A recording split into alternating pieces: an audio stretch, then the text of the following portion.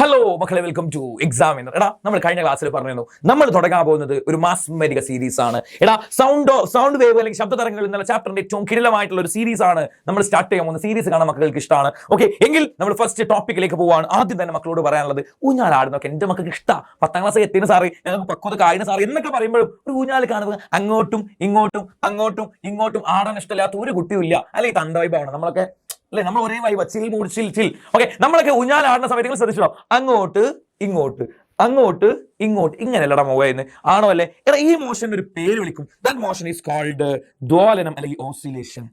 എന്താടാ ദ്വാലനം അല്ലെങ്കിൽ ഓസിലേഷൻ? എന്താ ദ്വാലനം എന്ന് പറയാം? സിമ്പിൾ, ഇങ്ങോട്ട് പോകുന്നതിനാണ് ദ്വാലനം എന്ന് പറയാം. ഓക്കെ, അങ്ങോട്ടും എന്നുള്ളത് ഇംഗ്ലീഷിൽ വിളിക്കും ടു ആൻഡ് ഫ്രോ. എന്താ വിളിക്കുക?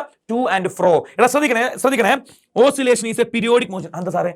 എടാ, ഊഞ്ഞാലിങ്ങനെ ഒറ്റ ആട്ടാടി നിൽക്കും, ഞാൻ ഇല്ല പറയോ? ഇല്ലാതെ പിന്നെ ഇങ്ങനെ കണ്ടിന്യൂ ചെയ്യും. ഇങ്ങനെ വീണ്ടും കണ്ടിന്യൂ ചെയ്യുന്നതിന് ഇറ്റ്സ് കോൾഡ് പീരിയോഡിക് മോഷൻ. വീണ്ടും തുടർന്നുകൊണ്ടേയിരിക്കും. എക്സാമ്പിൾ ആയിട്ട് നമ്മൾ എർത്തിന്റെ റൊട്ടേഷൻ ഒരു പീരിയോഡിക് മോഷൻ എന്ന് പറയാം. എടാ, ഇങ്ങനെ പോയിന്റ് എർത്ത് പ്രാവശ്യം ഇപ്പൊ നാളെ കൊണ്ട് വെയ്യ പറയോ? ഇല്ല, അത് റിപ്പീറ്റ് ചെയ്യും. It's A periodic motion. അപ്പൊ ഇതും അതുപോലെ തന്നെ, എടാ, ഇത് കുറച്ച് നേരം ഇങ്ങനെ കണ്ടിന്യൂ ചെയ്യും. So oscillation is A periodic motion which an object moves. എങ്ങനെ മൂവ് ചെയ്യുക? അങ്ങോട്ട് അതിനെന്താ two and fro at regular interval of time. വെറുതെ അല്ല, കറക്റ്റ് സമയം അല്ലെ? അങ്ങോട്ട് പോയി അതേ സമയത്ത് തന്നെ തിരിച്ചിങ്ങോട്ട് വരും, അതേ സമയത്ത് തന്നെ അങ്ങോട്ടും. At regular interval of time. ശരിയല്ലടാ, ഊഞ്ഞാൽ കുറച്ചു നേരം അവിടെ ഞാൻ നിന്നിട്ട് വരാൻ പറയും. ഇല്ല, കറക്റ്റാ.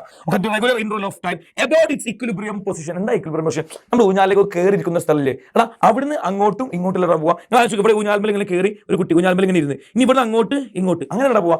ഓക്കെ, അതിനായിരിക്കുന്ന പൊസിഷൻ നമ്മൾ ഇക്വിലിബ്രിയം പൊസിഷൻ എന്ന് പറയും. പ്രശ്നമുണ്ടോ? എന്താണ് ഓസിലേഷൻ എന്ന് പറയും? Simple, oscillation is A periodic motion in which an object moves. എങ്ങോട്ടാ? അങ്ങോട്ട് ടു ആൻഡ് ഫ്രോ.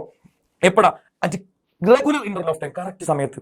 എബൌട്ട് എന്തിന്റെ ചുറ്റും ഇറ്റ്സ് ഇക്വിലിബ്രിയം പൊസിഷൻ. കറക്റ്റ് സെന്ററിന്റെ അപ്പുറത്തും. എടാ, ഒന്ന് വായിച്ചു നോക്കി. ഒരു വസ്തു തുലന സ്ഥാനത്ത്. എടാ, തുലന സ്ഥാനം എന്ന് പറഞ്ഞാൽ നമ്മൾ ഊഞ്ഞാൽ കയറിയിരിക്കുന്ന ഭാഗം. തുലന സ്ഥാനത്ത് നിന്നും ആസ്പദമാക്കി കൃത്യമായ ഇടവേളകളിൽ കൃത്യമായ സമയത്ത് അങ്ങോട്ടും ഇങ്ങോട്ടും ഇരുവശത്തേക്കും ചലിക്കുന്നതിനെ വിളിക്കുന്ന പേരാണ് ദോലനം.